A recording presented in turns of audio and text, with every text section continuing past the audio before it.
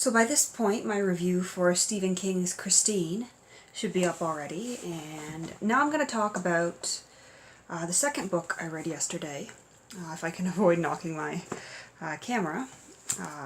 But after I finished Stephen King's Christine, I grabbed Addison House by Clare McNally.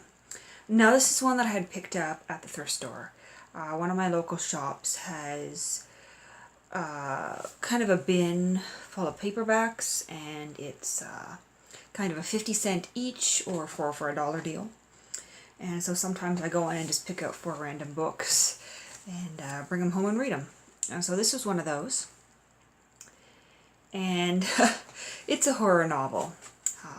Kind of a cheesy one. It's Come Home If You Dare, which doesn't really make a lot of sense in the context of the novel. I mean, you can pull that in at the end, a bit of a stretch. One of the children ends up in the hospital and he wants to go home, so, go home if you dare. But basically the plot is there's this woman, Doreen, and she's a social worker, and she runs a house with foster children, and their lease is almost up.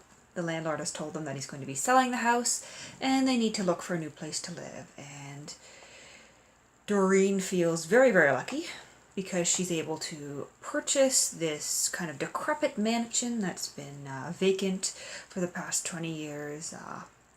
That's out in the country, and all she has to do is pay the bank the back taxes on the place because they just want to get rid of it. But she's warned by a neighbor when she moves in that something's not right in the house, and she needs to pack up her children and leave right away. And she's upset with him, and when things start to go wrong, she blames things on this old man neighbor, which is really dumb. She ends up meeting a man. I think his name is Brendan. And he's absolutely in love with her, which should be sending up red flags, because something's not right here. And she falls in love with him, insta-love.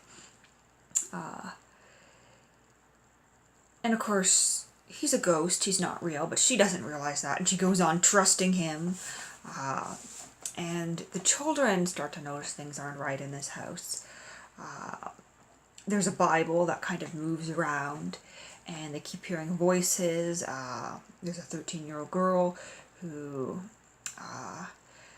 she hears voices telling her that she's a hussy and that she shouldn't be wearing makeup or putting on perfume. And so she destroys a bunch of stuff. The children start to get injured. The workmen working on the house get injured. People die. And it takes Doreen just forever to clue in that, oh my God, your house is haunted. Or even just to connect all the events to something else apart from a human source. And she's looking for a human source of these supernatural activities in the weirdest places, like blaming things on her neighbor, believing that someone has somehow broken into the house and carried one of the children into the basement. And she is experiencing these supernatural things as well. Which makes it even more bizarre that she doesn't clue in. And, well, it was a really kind of fantastic, light read, something very entertaining, gripping. You wanted to keep reading forward. I was a little bit frustrated by just how dumb the main character is, that she didn't clue in, wow, I'm seeing this guy, and I'm in love with him, and some weird shit's been going down when he's around. And no one else can see him.